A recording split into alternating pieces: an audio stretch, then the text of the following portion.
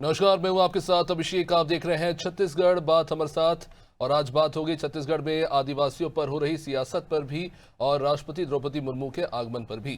छत्तीसगढ़ में राष्ट्रपति द्रौपदी मुर्मू ने अंबिकापुर में जनजातीय गौरव दिवस कार्यक्रम में उन्होंने कहा कि आदिवासी संस्कृति को मैं पहले भी जीती थी और अब भी जीती आ रही हूं। जल, जंगल और जमीन के साथ आदिवासी संस्कृति को बढ़ावा देने की जरूरत है। उन्होंने कहा कि हमें आदिवासी संस्कृति को बचाना होगा। राष्ट्रपति मुर्मू ने कहा कि आदिवासी संस्कृति और सभ्यता को प्रमोट होने की जरूरत है क्योंकि ये बेहद सुंदर है।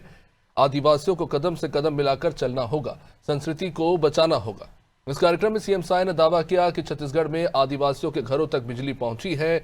बस्तर में नक्सलवाद की कमर टूटी है। आदिवासियों का विकास हो रहा है।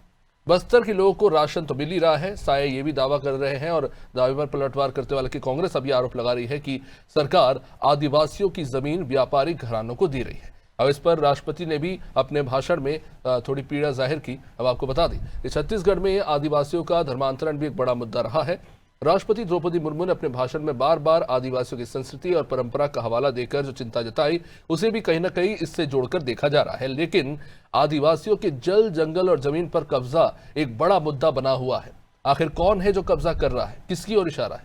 क्या आदिवासियों के जल, जंगल, जमीन सुरक्षित रखे बगैर उनकी संस्कृति को बचाया जा सकता है? तमाम मुद्दों पर चर्चा करेंगे। उससे पहले बयानों पर एक नजर। आदरणीय महोदया, मैं आपको बताना चाहूंगा कि हमारा ये छत्तीसगढ़ का जनजातीय इतिहास बहुत ही समृद्धशाली रहा है। यहाँ पर 14 हमारे जनजाति समाज के महापुरुषों ने आज़ादी की लड़ाई में संघर्ष किया है और उनकी क्रांति अमर हो गई है। और इस साल हमारे प्रदेश का रजत जयंती वर्ष भी है। हमारे प्रदेश को निर्माण हुए 25 वर्ष हुए हैं। तो इस तरह से बड़ा ही समृद्धशाली हमारा जनजाति समाज का इतिहास रहा है छत्तीसगढ़ के अंदर में। और आपके आशीर्वाद से हम लोग यहाँ पर लगातार जनजाति समाज के विकास में काम कर रहे हैं। माननीय प्रधानमंत्री जी ने जो पीएम जनमन योजना की शुरुआत की है, उसके तहत हमारे प्रदेश के 53 विकास खंड में 2365 बसाहट में काम हो रहे हैं। और हमारा प्रदेश पीएम जनमन योजना में उत्कृष्ट कार्य किया है। इसके लिए आपने हमारे प्रदेश को पुरस्कृत भी किया है, इसके लिए भी आपका धन्यवाद। आज जनजातीय गौरव दिवस जो भारतीय जनता पार्टी की सरकार मना रही है, उसके समापन में महामहिम राष्ट्रपति जी भी पधारी थी, जो स्वयं आदिवासी समाज से आती है। और उन्होंने अपने भाषण में आदिवासी समाज की पीड़ा व्यक्त किया। उन्होंने बताया कि भगवान बिरसा मुंडा जल, जंगल, जमीन की रक्षा के लिए आंदोलन चला रहे थे, कुर्बानी उन्होंने दी। लेकिन उन्होंने यह भी कहा कि आज जल, जंगल, जमीन पे खतरा है। आज आदिवासी समाज के अस्तित्व पे खतरा है। तो देश की राष्ट्रपति इस चिंता को जाहिर कर रही हैं। निश्चित तौर पे बेहद ही गंभीर विषय है। और कांग्रेस पार्टी इस बात को हमेशा से उजागर करती रही है और जल, जंगल, जमीन की रक्षा के लिए संघर्ष करती रही। जिस प्रकार से केंद्र में बैठी हुई मोदी सरकार के करीबी अडानी के भले के लिए, अडानी के इशारे पे छत्तीसगढ़ में हसदेव से लेकर तमनार तक के जंगल काटे जा रहे हैं। बस्तर के तमाम संसाधनों को अडानी के ऊपर में लुटाया जा रहा है। तो कहीं न कहीं राष्ट्रपति की चिंता भी उसी से जुड़ी हुई है, जो विपक्ष की चिंता है, जो छत्तीसगढ़ के आम आदिवासी की चिंता है।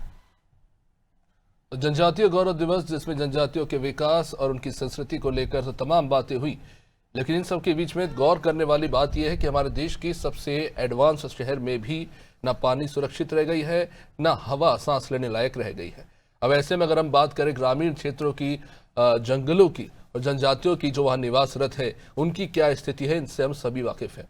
ये बात नहीं है कि कोशिश नहीं की गई, कोशिश तो तमाम सरकारें कर रही हैं, सैकड़ों योजनाओं का संचालन हो रहा है, लेकिन ये कहां ले जा रहा है जनजातियों को, उनका कितना विकास कर पा रहा है, उसी पर चर्चा करेंगे। वात्सल्य मूर्ति बीजेपी से हमारे साथ, अभिमन्यु मिश्रा कांग्रेस से, वरिष्ठ पत्रकार के शर्मा भी हमारे साथ जुड़ चुके हैं। आप सभी मेहमानों का बहुत बहुत स्वागत इस चर्चा में जुड़ने के लिए।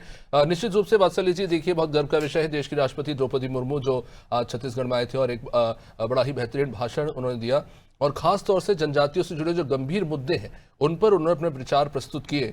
और ये सिर्फ छत्तीसगढ़ की जनजाति की नहीं है, झारखंड, उड़ीसा, असम, आप कहीं भी राज्यों में ले लीजिए, उन तमाम चीज़ों को राष्ट्रपति ने बड़े ही बखूबी कह सकते हैं कि विस्तार से उन्होंने इस पर चर्चा की है। लेकिन इन सब के बीच में इसके कई मायने भी निकाले जा रहे हैं। जल, जंगल, जमीन, जो सबसे पहला हक जिसके जनजातियों का बताया जाता है, क्या लगता है किस तरह से देखते हैं सबसे बड़ा दुश्मन या कह लीजिए सबसे बड़ा खतरा कौन है? क्योंकि कहीं ना कहीं कांग्रेस तो ये कहती है कि जो कॉर्पोरेट्स हैं वो ही कब्जा जमाने की कोशिश कर रहे हैं। देखिए अभिषेक जी, आज कांग्रेस की जो सबसे बड़ी दिक्कत है वो ये है कि पूरा का पूरा छत्तीसगढ़ का जो जनजातीय समाज है वो आज भारतीय जनता पार्टी के साथ खड़ा है। देखिए द्रौपदी मुर्मू जी ने, माननीय प्रेसिडेंट ने जो भी भाषण दिया उसे किस तरीके से तोड़ मरोड़ कर उन्होंने निश्चित तौर पर संस्कृति के संरक्षण की बात की, मगर उसके प्रमोशन की भी बात की। क्या कारण था अभिषेक जी, आप मुझे बताइए कि देश में 70 साल कांग्रेस ने राज किया, मगर फिर भी जो जनजातीय गौरव दिवस है भगवान बिरसा मुंडा जी के नाम पर, वो माननीय नरेंद्र मोदी जी को जरूरत पड़ी कि पूरे देश में इसका प्रमोशन छत्तीसगढ़ जनजातीय गौरव दिवस के नाम पर पड़े। आपको पता है अभिषेक जी, 2014 से पहले भगवान बिरसा मुंडा को छत्तीसगढ़ में तो हम सब जानते थे, मगर बाहर बहुत ज्यादा उनका कभी प्रमोशन ही नहीं किया गया। देश को ये बताया ही नहीं गया कि देश की आजादी में जो जनजातीय समाज है उनका कितना बड़ा योगदान है, गांधी परिवार के अलावा भी दूसरे लोगों का योगदान है। मगर आज देश का सबसे बड़ा ट्राइबल म्यूजियम छत्तीसगढ़ में किसने बनाया अभिषेक जी? और न केवल छत्तीसगढ़ में, मोदी जी ने 4 और स्टेट्स में ट्राइबल म्यूजियम बनाए हैं। इस उद्देश्य से बनाए हैं कि देश का बच्चा बच्चा जाने कि जनजातीय समाज का क्या योगदान रहा है हमारे इतिहास में देश को आजाद कराने में। आज हमारे देश के जो चीफ मिनिस्टर है वो कौन है अभिषेक जी? हमारे देश की जो प्रेसिडेंट है वो कौन है? और इन्हीं प्रेसिडेंट का विरोध किसने किया था? कांग्रेस ने किया था। खुद सोनिया गांधी जी ने इन्हें पुअर लेडी कहा था अभिषेक जी, पुअर लेडी। नहीं, उसे गलत कॉन्टेक्स्ट में लिया गया था। खैर मैं उस तरफ जाना नहीं चाहूंगा, लेकिन मेरा सवाल यह है कि देखिए वात्सल्य जी, अगर जल, जंगल, जमीन को लेकर चिंता अगर राष्ट्रपति जी जता रही हैं तो जाहिर तौर पर, अगर वो चिंता जता रही है तो जाहिर तौर पर कुछ तो है जिस पर विचार करने की जरूरत है।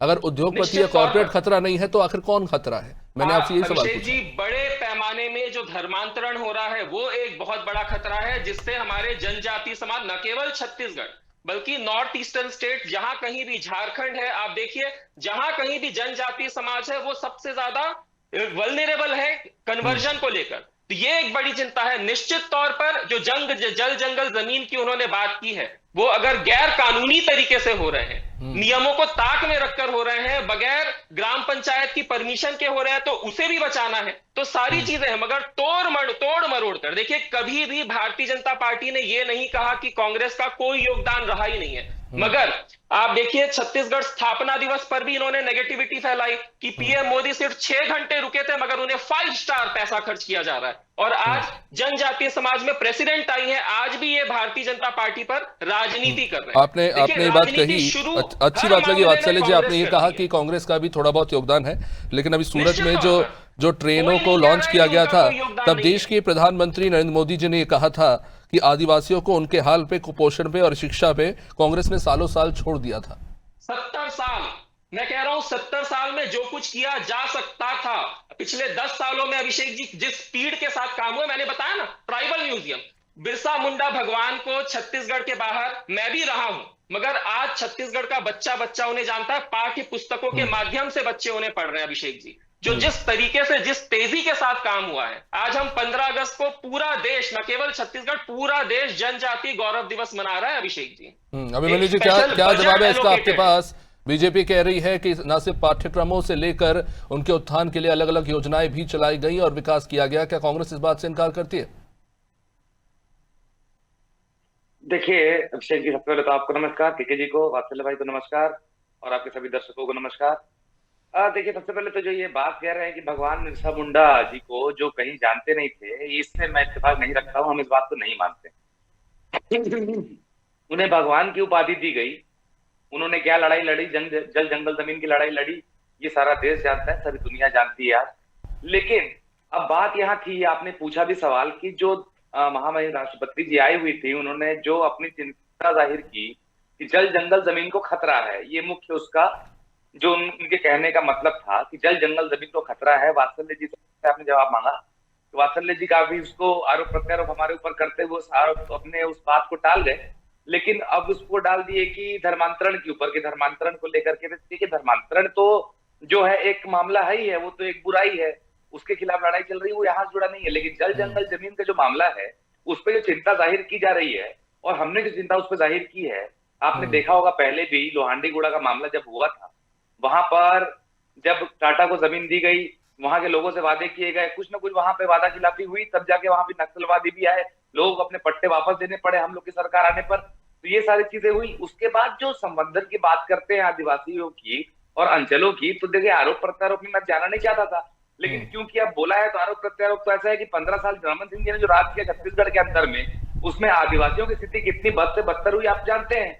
वो तो आईपीएस गिल को कहते थे कि आप तो वेतन लीजिए, मौज करिए, सीधे सीधे कहते थे रमन सिंह जी, जो वहां के उस समय बड़े अधिकारी हुआ करते थे। तो ये सारी चीजें रमन सिंह जी के राज में हुई हैं। जो 2-3 ब्लॉक में पाया गया था नक्सलवाद उसके छत्तीसगढ़ में बनने पर, वो कई जिलों तक, कई संभाग तक के बढ़ गया। ये सारा कुछ रमन सिंह जी के कार्यकाल में हुआ है। कांग्रेस के नेता मारे गए 2010 में, लगभग 76 से ज्यादा जवान मारे गए। ये सब बड़ी बड़ी घटनाएं सारी रमन सिंह जी के कार्यकाल में हुई है। और कितने आदिवासी मारे गए उसकी तो कोई गिनती नहीं है। तो भारतीय जनता पार्टी के लोग कम से कम आरोप प्रत्यारोप न करें। आज अगर राष्ट्रपति जी ने इस बात द्रौपदी मुर्मू जी ने जल जंगल जमीन को लेकर चिंता जताई है, तो संस्कृति को भी लेकर चिंता जताई है। उन्होंने कहा कि संस्कृति को बढ़ावा देना होगा, ये उनसे पीछे छूटता जा रहा है। क्या कारण है कि बोर्ड लग रहे हैं गांव के बाहर की पादरियों का, ईसाई पादरियों का प्रवेश निषेध है? इस तरह की अगर स्थिति आ गई है तो उसके लिए हम किसे दोष दें? और ये एक दिन में तो हुआ नहीं है। अभिमन्यु जी, आपका अभी लंबा कार्यकाल, 5 साल का कार्यकाल आपकी भी सरकार का रहा है। निश्चित ही मैंने कहा जैसे कि हर चीज, देखिए कन्वर्जन भी अपने आप में एक बहुत बड़ी समस्या है, ये मैं मानता हूं, मैंने तो कहा, लेकिन जल जंगल जमीन से उसको जोड़ देना ठीक नहीं। देखिए, कन्वर्जन को रोकने के लिए जो है वो एक कानून भी अभी आने की बात चल रही थी, ड्राफ्ट बन गया था, और भी कड़े कानून आ रहे हैं उसके लिए था। अब जल जंगल जमीन की जो बात है, वहां पे आदिवासी संघर्ष कर रहे हैं। आप तमनार मामला ले लीजिए, उसके बाद आप यहाँ हसदेव का मामला ले लीजिए, उसके बाद नंदराज पर्वत का मामला ले लीजिए। लगातार प्राइवेटाइजेशन से जो हो रहा है, वहां के लोगों का जो है हम विश्वास, उसको विश्वास में लेने के साथ वहां का डेवलपमेंट हो सकता है, ये समझना होगा भारतीय जनता पार्टी को। इसीलिए मैंने जो लोहांडीगुड़ा का उदाहरण दिया वो उसी वजह से दिया कि जब तक आप उनके लोगों को विश्वास में बिना लिए कोई भी काम जबरदस्ती उनके ऊपर थोपोगे तो वही स्थिति उत्पन्न होगी, फिर वहां नक्सलवाद उत्पन्न होगा। तो ये सारी स्थिति को ध्यान में देने वाली बात है। अगर राष्ट्रपति जी ने आज कहा है, और वे आपकी सरकार द्वारा चुनी हुई राष्ट्रपति हैं, देश की राष्ट्रपति हैं, अगर वो कोई बात कह रही हैं तो उनको गंभीरता से लेना जिम्मेदारी है छत्तीसगढ़ की सरकार की। आपने उनको बुलाया है, वो आपकी मेहमान है। अगर आपको कुछ बता रही है तो उसका ये मतलब नहीं कि आप उस बात को पलटे, बल्कि उल्टा उनकी बात को सीरियसली लेकर के उसमें आगे काम करें। ये भारतीय जनता पार्टी को करना चाहिए। ठीक, ए.के. शर्मा जी, अलग अलग बातें होती रहती हैं, और ख़ास तौर से जब आदिवासियों की बात होती है, उनकी संस्कृति परंपराओं की ओर लेकर तमाम बातें होती है, लेकिन उनकी बुनियादी समस्या है पलायन, रोजगार न होना, बेहतर स्वास्थ्य और शिक्षा। ये 4 ऐसे पहलू है जिस पर काम तो हो रहा है, लेकिन उस स्तर पर नहीं हो रहा जो होना चाहिए, या फिर कहीं ना कहीं कुछ छूट जा रहा है। अभी 2 दिन पहले एक बड़ी घटना रायपुर में हुई है। ये खरोरा में कोई मोजो मशरूम फैक्ट्री, वहां से 120 बच्चों को बाहर निकाला गया जिनसे मजदूरी करवाई जा रही थी। और इसमें 80 लड़कियां थी, 40 लड़के थे, और इनकी औसत आयु 14 से 17 के बीच थी। इन्हें कैद करके मजदूरी कराई जा रही थी। ये स्थिति राजधानी रायपुर में, और देश के 5 अलग अलग राज्यों से, पश्चिम बंगाल, असम, उड़ीसा, झारखंड, यहाँ से ये सभी जनजातीय क्षेत्र के बच्चे थे जिन्हें दलाल जो है वहां से एक तरह से ह्यूमन ट्रैफिकिंग करके लाए थे और उनसे सालों से मजदूरी करा रहे हैं। पता तो ये भी चला कि ऐसे भी बच्चे थे जिनसे 6-6 सालों से, मतलब जो 13-14 साल के थे, वो बच्चे वहां पे काम कर रहे थे। ये स्थिति है हमारे राजधानी रायपुर में होती हुई देखी गई। निश्चित रूप से आपने बहुत महत्वपूर्ण बात उठाया है कि शिक्षा, स्वास्थ्य के साथ साथ पलायन, रोजगार, ये एक समस्या है। तो लेकिन बात यहाँ पे आती है, अभी तक के पूरे आप देखेंगे, स्वतंत्रता के बाद की स्थिति देखेंगे तो संस्कृति परंपरा को बनाने के, बचाए रखने के नाम पर आदिवासियों को अबुझमाड़ में रोक दिया गया था। विकास वहां पर थम गई थी कि उनको वैसे ही रहने दिया जाए, पुरातात्विक संरक्षण के रूप में रखने की बात थी। अब जब विकास वहां तक पहुंचने की बात आ रही है, तो आपको ये विचार करना है कि विकास और इनके संरक्षण, आदिवासी संस्कृति का संरक्षण कैसे किया जाए, इस पर एक संतुलन की आवश्यकता कैसी है। इसी तरह से जन जंगल जमीन की आपकी आवश्यकता है। जैसे ही आप विकास की बात करते हैं तो इसका संरक्षण कैसे करेंगे? जंगल नहीं काटेंगे तो ये बात पूर्व मुख्यमंत्री ने भी कहा था भूपेश बघेल में, तो बिजली कैसे पहुंचेगी? राजस्थान को आज हम बिजली दे रहे हैं, हसदेव अरण्य से कोयला खनन की बात आ रही है। वहां के मुख्यमंत्री बनते ही, जब कांग्रेस के मुख्यमंत्री थे तो वो छत्तीसगढ़ आए थे भूपेश बघेल से मिलने के लिए, और अभी भजन लाल जी मुख्यमंत्री बनने के बाद वर्तमान मुख्यमंत्री विष्णुदेव साय को अनुमति देने के लिए पोस्ट की है, ट्वीट की है, वो डेट भी है, कंप्लीट है। और उसके साथ ही साथ अब महाराष्ट्र को भी तमनार से कोयला दिया जाना है। तो कोयला खनन कितना किया जाए, इनका विकास कैसे हो? लेमरू प्रोजेक्ट जो 2005 में अशासकीय संकल्प के रूप में छत्तीसगढ़ विधानसभा से पारित है, उसकी क्या स्थिति है? हाथी यहाँ पे क्यों, हाथी से और मानव द्वंद की स्थिति क्यों पैदा हो रही है? ये तमाम विकास की जो बातें, ये केवल राजनीतिक आरोप प्रत्यारोप ही नहीं, किसने क्या किया। आज यदि आज बस्तर, अब बस्तर की बात हो रही, बस्तर नक्सल मुक्त हो जाएगा तो वहां पे खनिज लोहे की है। जैसे अपन अंबिकापुर और रायगढ़ की बात करते हैं, वहां कोयला एक महत्वपूर्ण आ जाता है, यहाँ पे लोहा की बात आ रही है। तो लोहा को निकालने के लिए नगरनार स्टील प्लांट के जो निजीकरण की बात हो रही है, वो कहां तक है? सरकार मना करती है, लेकिन विपक्ष लगातार आरोप करता है। वहां 50,000 लोगों को रोजगार देने की बात प्रधानमंत्री शुभारंभ के अवसर पर कहते। तो विकास के साथ साथ वहां पे रोजगार के लिए जो आप बात कर रहे हैं, फूड प्रोसेसिंग प्लांट की दृष्टि से वन आधारित उद्योग, वन पर्यटन, जैसे आपने कहा कि शहर में हवा लेने के लिए शुद्ध हवा भी नहीं है, शुद्ध पानी भी नहीं है, ऐसे में लोग छत्तीसगढ़ की ओर देख रहे हैं कि जहां पे 42% वनाच्छादित है। तो जंगल घूमने के लिए वन पर्यटन के रूप में कैसे विकसित के, विकास की दिशा क्या होनी चाहिए, इस पर राजनीतिक दलों को विचार करना चाहिए। और विकास, शिक्षा, स्वास्थ्य के साथ साथ इनका आदिवासी संस्कृति का संरक्षण की जिस तरह से बात हो रही, जैसे नया रायपुर में अभी जनजाति ये संग्रहालय की बात आ रही है, राष्ट्रपति ने भी कहा कि वहां पे अपने राष्ट्रपति भवन में भी उन्हें जनजाति दर्पण गैलरी की स्थापित किया है। बिरसा मुंडा की जयंती जिस ढंग से मनाई जाए तो उसको याद किया जा रहा है। तो कहने का तात्पर्य है कि जन जंगल जमीन की रक्षा कैसे किया जाए, न क्या नक्सली, दूसरी ओर एक नक्सली इसी कारण से आगे आए थे। क्या जिनकी हम बात करते हैं, जिनके हम म्यूजियम्स बना रहे हैं, पाठ्यक्रमों में उनके इतिहास को हम ऐड कर रहे हैं, वो कहाँ कमजोर पड़ जाते हैं? क्या कॉर्पोरेट्स के आगे कमजोर पड़ जाते हैं? क्योंकि ये स्थिति सिर्फ छत्तीसगढ़ की नहीं है, आप झारखंड देख लीजिए, यहाँ पे भी बड़े स्तर पर खनन होता है। विस्थापितों के साथ क्या न्याय हो पाता है? सवाल यह है कि अगर आप उनसे उनकी जगह छीन रहे हैं, बदले में आप उन्हें क्या दे रहे हैं, उसका क्या रिकॉर्ड है? क्या इस पर बात नहीं होनी चाहिए? जो कोलियारिस प्राइवेट लिमिटेड अडानी का है, वो राजस्थान के लिए भी कोयला निकालेगा और महाराष्ट्र के लिए भी कोयला खनन का काम उसी का रहेगा। तो इस ढंग से जब प्राइवेट कर देगा तो सरकार की बात नहीं करते अपन, क्योंकि राजनीति बात आ जाती है। सरकार ने उसे नियुक्त किया है अडानी को, और अडानी केवल कोयला निकालने और वहां पहुंचाने का काम करेगा। और छत्तीसगढ़ के विकास में आप कहेंगे तो 60,000 करोड़ रुपए निवेश का MOU अडानी ने किया है। खुल के बोलने में राजनीतिक दलों को दिक्कत क्या है यदि ये विकास की बात है तो? इसके साथ ही साथ आप यहाँ पे बिजली पैदा करने की बात कह रहे हैं, तो कह रहे विकास संस्कृति संरक्षण की बात हो रही है, इसमें आप कितना आपको सामंजस्य स्थापित करते हैं? शिक्षा स्वास्थ्य के माध्यम से भी आदिवासियों को किस ढंग से उसको संरक्षण को भी आपको बचाए रखना है और उसको आगे भी लेके जाना है। क्या वो जो कपड़े पहनते हैं वो संरक्षण है? क्या वो खाते हैं वो संरक्षण है? क्या उनकी संस्कृति सभ्यता में जो कुछ आप आधुनिक जीवन में हम क्या अपना सकते हैं, जो वनोपज है उसको किस ढंग से हम मार्केट उपलब्ध करा सकते हैं? ये तमाम प्रकार की सोच की बात है। केवल राजनीति में आप रोक नहीं सकते, न कोयला खनन रोक सकते हो, न लोहा खनन रोक सकते। इस पे जरूर जवाब लूंगा मैं। अभिमन्यु जी, देखिए ये बात तो सही है, बिजली तो आपूर्ति सभी की जरूरत है, छत्तीसगढ़ सरप्लस राज्य है, लेकिन आप लोग लगातार आरोप भी लगाते हैं कि छत्तीसगढ़ में महंगी बिजली मिल रही है। हालांकि अभी 200 यूनिट तक फ्री करने की, हाफ करने की जो है बात हो रही है। तो विकास का भी एक मॉडल है हमारे इसी देश में, उसको भी कहीं ना कहीं साथ लेकर चलना होगा। क्या उद्योगपतियों के नाम पर सिर्फ राजनीति की जा रही है? नहीं, देखिए अभिषेक जी, बात का जवाब जो अभी वरिष्ठ पत्रकार जी कह रहे थे उनके बात में ही है कि जल जंगल जमीन पर जनजातियों का पहला हक होने का मतलब यही है अभिषेक जी कि विकास का भी जो कार्य हो उनको विश्वास में लेकर के किया जाए, उनके हिसाब से किया जाए, उनके ऊपर थोपने वाला मामला ना हो। जैसे कि मैंने पहले भी कहा, जो मामला लोहांडीगुड़ा का था, वहां जो रोजगार देने की बात कही गई थी, कहीं ना कहीं सरकारें वहां पे फेल हुई, तभी तो लोगों ने वहां पर विरोध किया।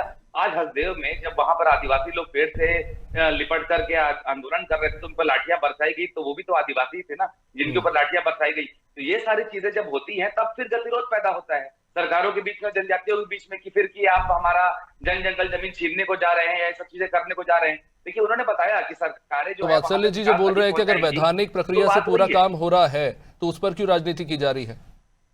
नहीं, वैधानिक प्रक्रिया से पूरा काम हो तो वहां के लोगों को भी विश्वास में लेना चाहिए ना। वैधानिक प्रक्रिया का मतलब ये नहीं कि आप दबाव नहीं डाल सकते, आप वैधानिक प्रक्रिया से भी दबाव डाल सकते हैं वहां के लोकल लोगों के ऊपर। देखिए जमीनें छीनी गई ना, कई लोगों से जमीनें उस समय भी छीनी गई थी, उनके ना चाहते हुए छीनी गई थी, वो लोग वापस मांग रहे थे। तो ये सारी चीजें क्यों हो रही है? जब आप जमीन अतिक्रमण कर रहे हैं किसी से, तो उनकी पूरी जानकारी में देकर के, उनको विश्वास में लेकर के करना चाहिए आपको ये सब चीजें। तो संवर्धन और संरक्षण, इससे मतलब ही यही है। और जहां तक संस्कृति को बढ़ाने का काम करने की बात है, हमने तो आदिवासी दिवस भी मनाते थे, वो इन लोगों ने बनाना बंद कर दिया। अब उसके अलावा ये दिवस मना रहे हैं तो हमने उसमें कोई आपत्ति तो नहीं है, लेकिन जो उनको उस में महामहिम जी आई है उनकी बातों पर तो अब गौर करना ही पड़ेगा। ठीक है, जवाब ले लेते हैं। वात्सल्य जी क्या कहेंगे इस पर? ठीक है, आपने जो बात कही सही है, वैधानिक प्रक्रिया का पालन होना चाहिए, लेकिन अभिमन्यु जी जो कह रहे हैं कि उन लोगों को भी विश्वास में लेना होगा जो वहां रह रहे हैं या रह रहे देखिए थे। माननीय के शर्मा जी ने एक बहुत ही अच्छी बात की कि development comes at a cost. Abhishek ji, हम चारों भी आज जहां बैठकर डिबेट कर रहे हैं, यहां पर बैठने के लिए भी हमने पेड़ों को काटा होगा, जंगलों को काटा होगा, तो it comes with a cost. लेकिन इस पर राजनीति किस तरीके से होती है, मैं आपको अभिषेक जी कुछ फैक्ट बताता हूं, और मैं अभिमन्यु जी से रिक्वेस्ट करूंगा कि प्लीज रिप्लाई भी करें। देखिए जो ये पूरा जो अभ्यारण्य की बात हो रही है, हसदेव जंगल की बात हो रही है, ये पूरा का पूरा जंगल 2010-2011 तक नो गो एरिया था। यहां पर किसी भी तरीके की माइनिंग जो है प्रोहिबिटेड थी।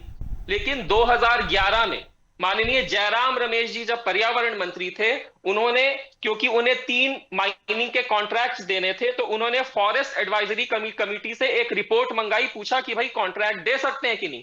उस कमिटी ने पूरे तरीके से मना कर दिया। ये डॉक्यूमेंटेड फैक्ट है। और 2011 में जयराम रमेश जी ने उनकी जो एडवाइजरी आई थी उसे रिपील कर दिया, उसे निरस्त कर दिया, और 3 कंपनियों को वहां पर 3 ब्लॉक्स आवंटित किए। 2011 की बात बता रहा हूं। 2022 में क्या हुआ, जब कांग्रेस की सरकार थी, अदानी, जब ये कॉन्ट्रैक्ट दिया गया अदानी और राजस्थान की कंपनी को, तो एनओसी किसने दिया? एनओसी देने की जिम्मेदारी स्टेट गवर्नमेंट की रहती है अभिषेक जी। माननीय भूपेश बघेल जी ने उन्हें एनओसी दिया कि भाई आप आइए, छत्तीसगढ़ की स्टेट सरकार को कोई आपत्ति नहीं है। मैं आपको बताऊं अभिषेक जी, पिछले 6 सालों में केरला की कांग्रेस गवर्नमेंट, राजस्थान की कांग्रेस गवर्नमेंट, महाराष्ट्र की महाअघाड़ी गवर्नमेंट और इसके साथ साथ तेलंगाना की कांग्रेस गवर्नमेंट ने 1.5 लाख करोड़ का एमओयू साइन किया है अदानी के साथ। मगर भारतीय जनता पार्टी कभी भी इस बात का मुद्दा नहीं बनाती अभिषेक जी, क्योंकि हम ठीक है, जानते हैं आपने जो महत्वपूर्ण सवाल है उस पर जल्दी से जवाब चाहूंगा। मेरे पास सिर्फ 30 सेकंड है। अभिमन्यु जी जल्दी से इस पर जवाब दीजिए। जी देखिए, सबसे पहले अडानी के मामले में तो मैं कुछ नहीं कहना चाहूंगा, और दूसरा जो भूपेश बघेल जी के ऊपर आरोप लगाया गया, बिल्कुल वहां पर जो कोल ब्लॉक आवंटन हुआ था हमारे समय में हुआ था, लेकिन जैसा कि मैंने कहा कि वहां के लोग ज्यादा जरूरी है। जैसे ही वहां के लोगों का विरोध हमसे हमारे सामने आया, तो भूपेश बघेल जी ने स्वयं लेटर लिख करके केंद्र सरकार से उसको रोकने की मांग की थी। सबसे पहली बात इसलिए मैंने कहा कि डेवलपमेंट से इश्यू नहीं है, लेकिन वहां के लोगों के विरोध में जाकर के डेवलपमेंट में इशू है, क्योंकि इसी में गतिरोध पैदा होगा, फिर नक्सलवाद की बातें आएंगी।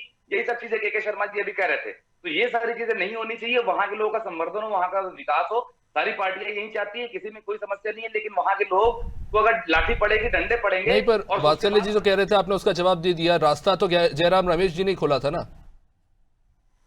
नहीं, मैंने तो बताया ना भाई कि हमारी पार्टी भी प्रयासरत रहती है, सब जगह विकास होता रहे। लेकिन अगर स्थानीय लोग, क्योंकि उनकी जमीन पर, उनके जल पर, उनके जंगल पर उनका अधिकार है, तो उनका अगर इच्छा नहीं है तो उसके बिना वहां पर कोई कुछ काम नहीं किया जा सकता। उनका विरोध होने पर हमने उसको रोक लिया। बहुत बहुत शुक्रिया आपसे भी मेहमानों के इस चर्चा में जुड़ने के लिए। तो देखिए, आदिवासियों की जल जंगल जमीन को लेकर लगातार बातें होती रही हैं और आगे भी होती रहेंगी, और हमें ये उम्मीद करना चाहिए कि जंगलों की जो कटाई है जो हो रही है, या फिर जो प्राकृतिक संपदाएं हैं उनका भी संरक्षण करना होगा, लेकिन कहीं ना कहीं उसके पैरेलल में विकास को भी साथ लेकर चलना होगा। फिलहाल इस कार्यक्रम में इतना ही। देखते रहिए आनंद टीवी। नमस्कार।